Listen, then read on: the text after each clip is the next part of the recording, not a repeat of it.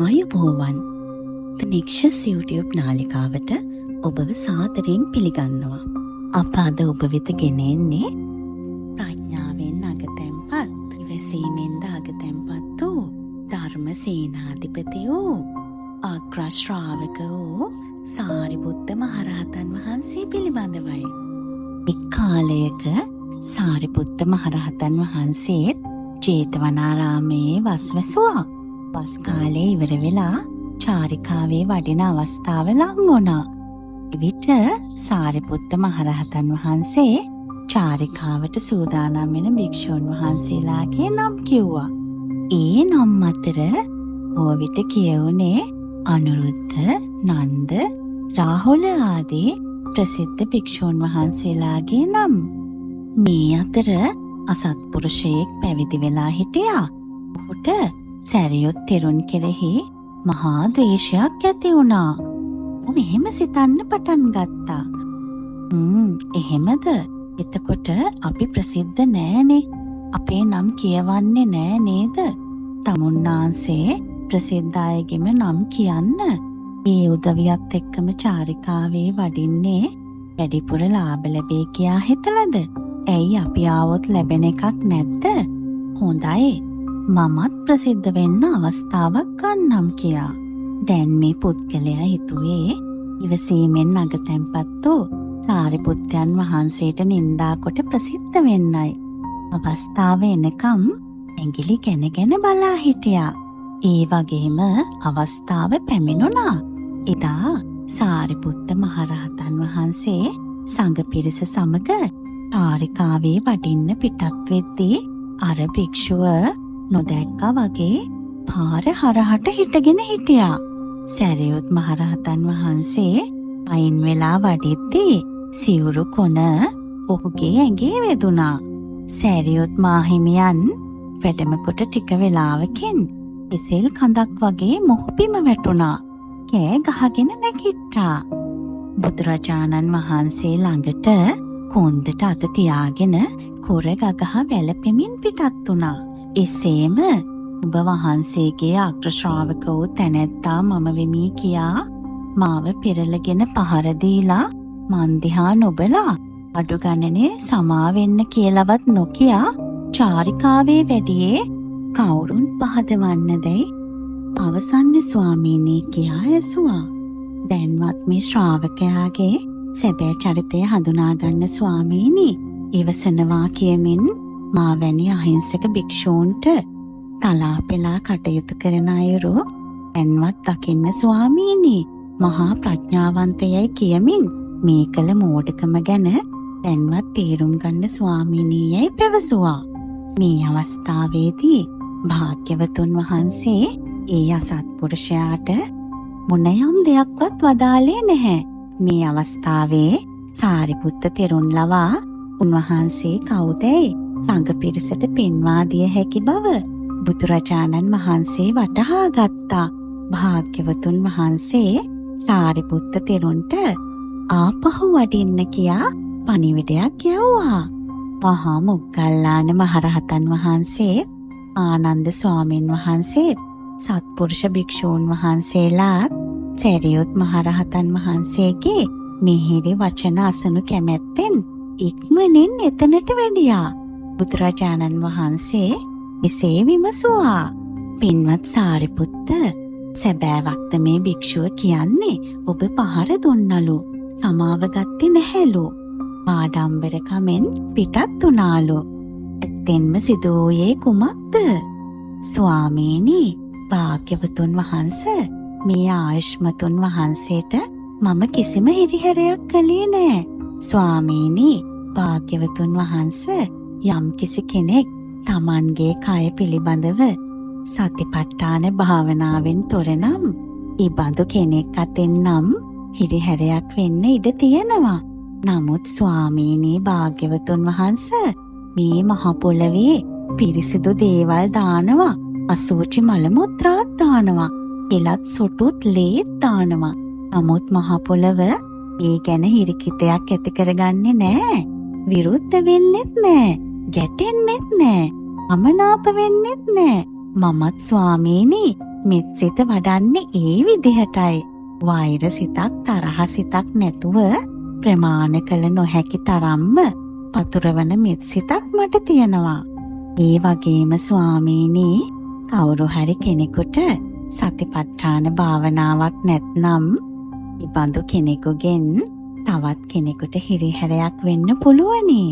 එසේම ස්වාමීනි, ජලයේ හොඳ දේත් සෝදනවා, අසුචිත් සෝදනවා, මල මුත්‍රාත් සෝදනවා, කෙලත් සෝදනවා, ලේත් සොටුත් සෝදනවා. නමුත් ජලය තරහ වෙන්නේ නෑ. පිරිකිතක් ඇති කරගන්නේ නෑ. ඒන්ති ගන්නෙත් නෑ. ශාන්තව ගලා බසිනවා. ස්වාමීනි, මං මෙත් සිත වඩන්නේ ඒ විදිහටයි. ස්වාමීනි, හොඳ දේවලුත් ගින්නට දැමූ විට පිච්චිලා යනවා.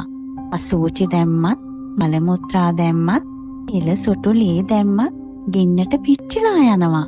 ගින්න ඔහේ ඇවිලෙනවා. ගින්න තරහ වෙන්නේ නෑ. හිරිකිත වෙන්නේ නෑ. ඔහේ ඇවිලි තියෙනවා. මමත් ස්වාමීනි, මෛත්‍රී චිත්තය වඩන්නේ මොන යම්ම හේතුවකටවත් කලබල නොවෙන ගින්නක් වගේ. පමන කළ නොහැකි මෙත් සිතක් මං වඩනවා. ඒ වගේම ස්වාමීනි, මේ හමාගෙන යන සුළඟ ඔහේ හමාගෙන යනවා. සුළඟට සුවඳ එක්කුණොත් සුවඳත් එක්ක හුළඟ හමනවා.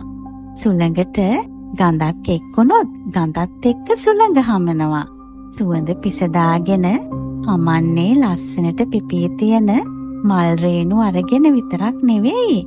පහළ ඇති මල මුත්‍රා, කෙලසොටු, ලේ ආදියත් පිසගෙනයි සුළඟ හමන්නේ. සුළඟ ඒ ගැන දුක් වෙන්නේ නෑ. හිරිකිතයක් ඇති කරගන්නෙත් නෑ. අමනාප වෙන්නෙත් නෑ. ස්වාමීනි, ඔහේ හමාගෙන යන සුළඟක්සේ මං පමන කළ නොහැකි මෙත් සිත වඩනවා. ස්වාමීනි, ඒ වගේම රෙදි කැබලි වලින් හොඳ දේවලුත් පිහදානවා. අසෝචිත් පිහදානවා. මල මුත්‍රාත් පිහදානවා. කෙල, සොටු, සෙම, ලේ ආදියත් පිහදනවා. රෙදි කැබැල්ල අමනාප වෙන්නේ නෑ. තරහ ගන්නෙත් නෑ. හිරිකිතයක් ඇති කරගන්නෙත් නෑ. මමත් ස්වාමීනි රෙදි කැබැල්ලක් වගේ. ඕනම දෙයක් පිහදැමීමට මගේ අමනාපයක් නෑ. මං හැම තිස්සෙම සියලු දෙනා කෙරෙහි මනාප වූ සිතින් වසනවා. ස්වාමීනි, සැඩොල් කොළුවෙක් හෝ කිලි පැටික්කියක් හෝ රෙදි කැබැල්ලක් ඇඳගෙන මල්ලක් අරගෙන පාරට බහින්නේ ආඩම්බරයකින් නොවේ.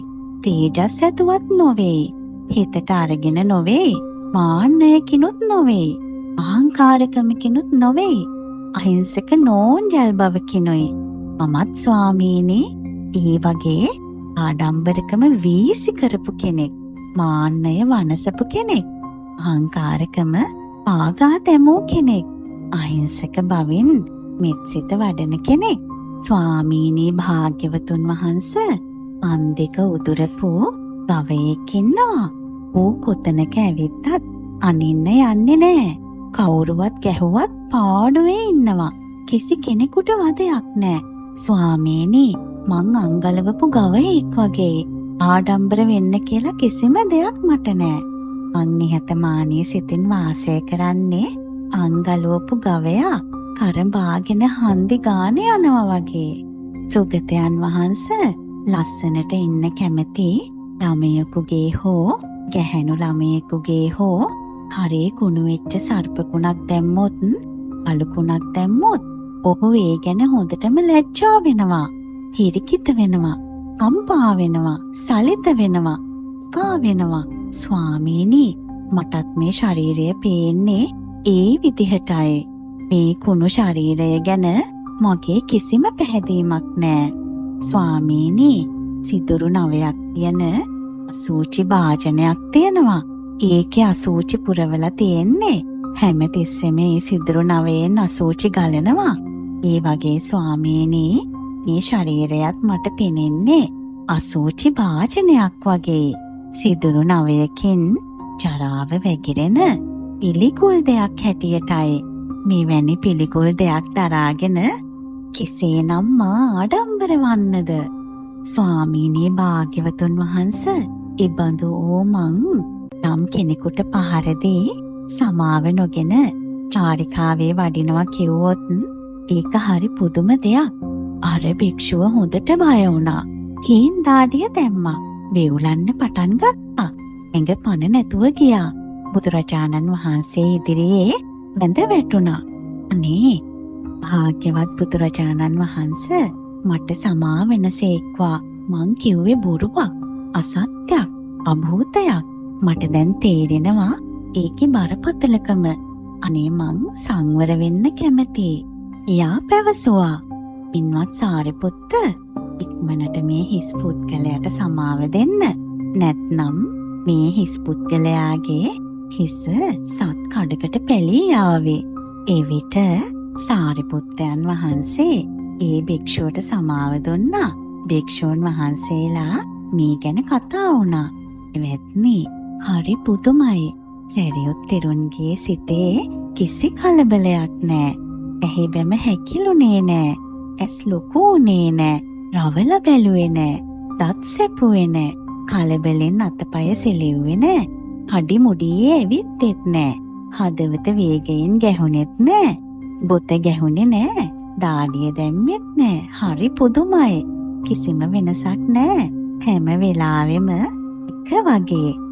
මේ තරම්ම අමු බොරු කියද්දී එන කෙනෙක් නම් මොන තරම් වෙනස් වෙනවද? මේ ගැන දැනගත් බුදුරජාණන් වහන්සේ සාරිපුත්ත මහරහතන් වහන්සේගේ ගුණය ආරම්භයා මේ ගාථාව මිහිරි ස්වරයෙන් වදාලා.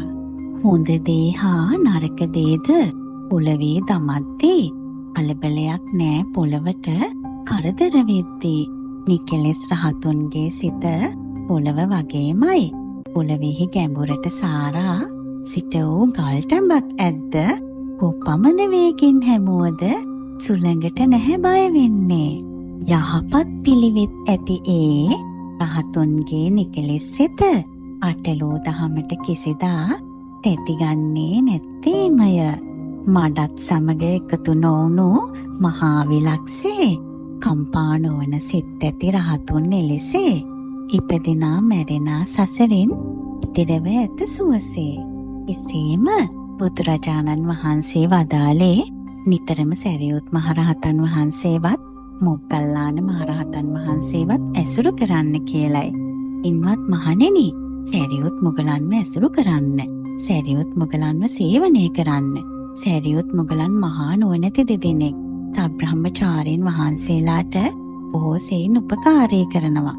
පින්වත් මහණෙනි, සාරිපුත්තයන් දරුවන් වදනා මව් වගේ.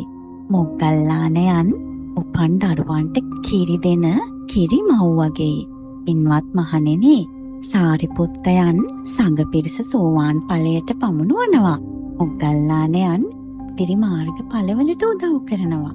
එවැනි ගුණයෙන් යුතු සාරිපුත්තයන් වහන්සේගේ ප්‍රඥාවට සම කළ හැකි කෙනෙක් ලොව කොහෙන් හොයන්නද? වරක් බුදුරජාණන් වහන්සේ වදාළේ තමන් වහන්සේගේ බුද්ධ රාජ්‍ය තුල සිටින මහා සේනාධිපතියාණන් සාරිපුත්තයන් බවයි. එනිසා ප්‍රඥාව කැමති කවුරුත් සැරියුත් මහරහතන් වහන්සේගේ ඒ උදාර වූ අපලන ප්‍රඥාවට ගරු කළ යුතුය. මේවැනි තවත් අර්ථවත් සදහම් ශ්‍රවණය කිරීමට The Nexus YouTube නාලිකාව subscribe කරන්න. ඔබට තෙරුවන් සරණයි.